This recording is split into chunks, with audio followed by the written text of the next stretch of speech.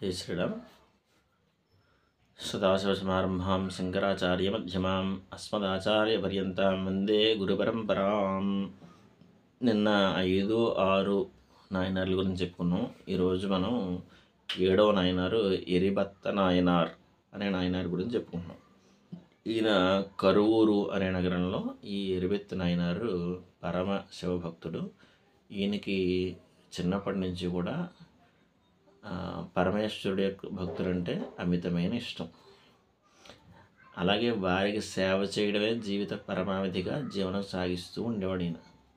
అయితే కరువూరులోని అనిలయ దేవాలయంలో వెలిసిన పరమేశ్వరుడికి ఈయన అచంచలమైన భక్తి ప్రపత్తులతోటి చక్కగా రోజు అర్చన చేసుకుని వస్తూ ఉండేవాడు. ఈయనకి దగ్గరలోనే శివగామి యాండార్ అనే ఒక మునీశ్వరుడు నివసిస్తూ ఉండేవాడు. ఆయన కూడా రోజు ఆ పరిసర ప్రాంతాల్లో ఉన్న చక్కగా పూల తోటల్లోకి వెళ్ళి పరమేశ్వరుడికి చాలా పువ్వులు తీసుకుని కోసుకు తెచ్చుకొని మాలలు కట్టి భగవంతుడికి సమర్పించేవాడు. పరమ భక్తితో అలా సమర్పిస్తున్న ఆ మునీశ్వరుడికి, అలాగే ఈ భక్తి ప్రపత్తులు కలిగి పరమేశ్వరుడు యొక్క సేవలను నిరంతరం గడుపుతూ ఉన్న ఈ ఎరిబత్తి అనే నాయనారికి కూడా పరీక్ష చేయవలసిన సమయం వచ్చింది. అంచేత భగవంతుడు పరీక్షింపదలిచి ఒక లీలా నాటకం ఆడాడు. అదేంటయ్యా అంటే, ఒక మదపటేనుగు, రాజుగారి యొక్క మదపటేనుగు. అది మదపటేనుగు అంటే ఇక్కడ మదం స్రవిస్తూ ఉంటుంది అన్నమాట. ఇక్కడ అంటే మదం ఎక్కిందరా అంటారు. చాలామందికి పొగరెక్కినప్పుడు ఏమంటారంటే వాడికి బాగా మదం ఎక్కిందని అంటారు. మదపటేనుగులు ఎలా ఉంటాయంటే ఎవడైనా కనిపిస్తూ తొక్కేద్దాం అన్నంత కసిగా ఉంటాయన్నమాట ఈ ఏనుగులు. అంచేత మదపుట ఏనుగులు మదాన్ని అంటే చెమట రూపంలో స్రవిస్తూ ఉంటాయి. అలాంటి ఏనుగులు చాలా అగ్రెసివ్గా ఉంటాయన్నమాట ఆ ఏనుగులు. అంచేత అలాంటి మదపుట ఏనుగు ఒకటి మావటిని కూడా కింద పడేసి జనాల మీదకి వచ్చేసింది ఆ సమయంలో. ఈయన పాపం కరెక్ట్గా పువ్వులని సేకరించుకుని మాల కట్టుకుని పరమేశ్వరుడి సన్నిధికి చేరుకుంటూ ఉన్నాడు. ఆ సమయంలో ఈ ఏనుగు ఇతను చూసి ఆ పూలదండని ఒక్క విసిరి ఈయన అలా దూరంగా విసిరేసి పడేస్తుంది. వెంటనే ఆయన పాపం చాలా బాధపడుతూ ఈయన్ని ఏదో విసిరిందని బాధపడలేదు. అయ్యో భగవంతుడికి రోజు తెచ్చుకునే మాలని పాడు చేసిందని చెప్పేసి గట్టిగా అరిచాడు ఈయన.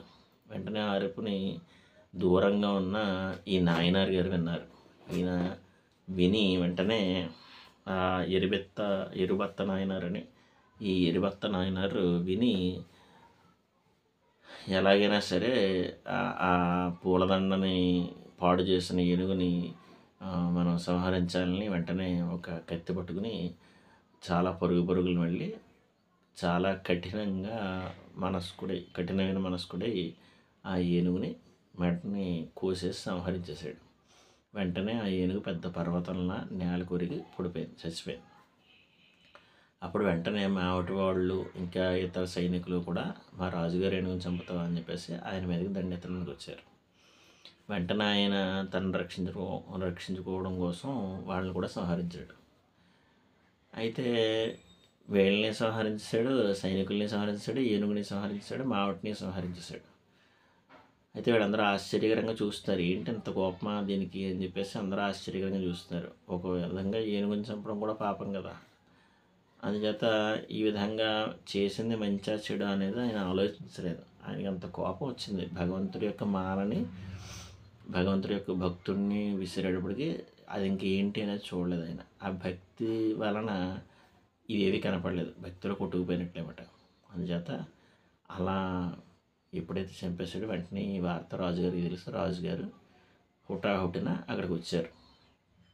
అయితే ఇంక రాజుగారు కూడా ఖచ్చితంగా మన ఏదో దండిస్తారు, అందరూ డౌట్ ఏం లేదని చెప్పేసి ఈయన ఆలోచించుకుని వెంటనే మహారాజు గారు వస్తుంటేనే ఈయన ఎదురు వెళ్ళి, అయ్యా మహారాజా, ఈ ఏనుగు చాలా దారుణంగా ఆ భక్తుడు, పరమభక్తుడైన అతన్ని, మునీశ్వరుణ్ణి విసిరికొట్టింది. అదేవిధంగా పరమేశ్వరుడికి ఈరోజు సమర్పించవలసిన మాలని పాడు చేసింది.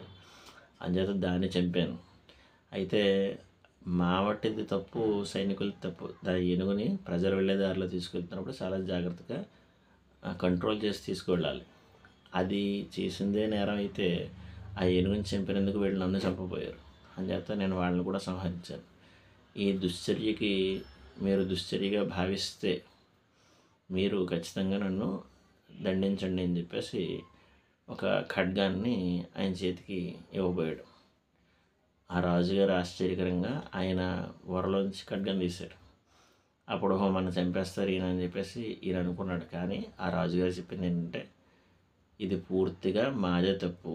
ఎందుకంటే మా వాటిని ఆ ఏనుగునిచ్చి పంపించాం కాబట్టి జనాల్లోకి ఈ దుశ్చర్య జరిగింది కాబట్టి ఆ మా వాటి అయినా సైనికులైనా ఏనుగైనా నాకు సంబంధించిన వాళ్ళు కాబట్టి ఈ తప్పు పూర్తిగా నాదే. అందుచేత నువ్వు నన్ను సంహరించు అని చెప్పేసి రాజుగారు ఇతర చేతికి రాజుగారి యొక్క ఖడ్గాన్ని ఇచ్చారట. ఈయన ఆశ్చర్యపోయాడు. సైనికులకి మా వాటికి ఎంత కోపం వచ్చి నన్ను చంపకపోతే మహారాజు గారు ఏనుగు కాబట్టి ఖచ్చితంగా నన్ను చంపేస్తారని అనుకుని మనం ఊహించుకున్నాం. కానీ ఇంత మంచి రాజుగారు అయినా అయ్యయ్యో ఇలాంటి ఆయన్ని మనం అపార్థం చేసుకున్నాం, ఇది పూర్తిగా మందే తప్పని చెప్పేసి ఆ ఖడ్గంతో ఆయన గొంతుని కోసుకోపోయాడు.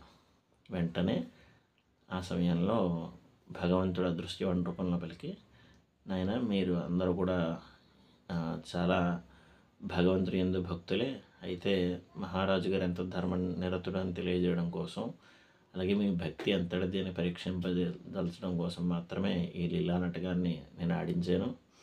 మీరు ఒకసారి వెనక్కి చూడండి అని చెప్పేసి పరమేశ్వరుడు అదృశ్యవాణి రూపంలో పలికట్ట. అలా వెనక్కి తిరిగి చూడగానే ఆ ఏనుగు మావటివాడు సైనికులు అందరూ చక్కగా లేచి జీవించున్నారట.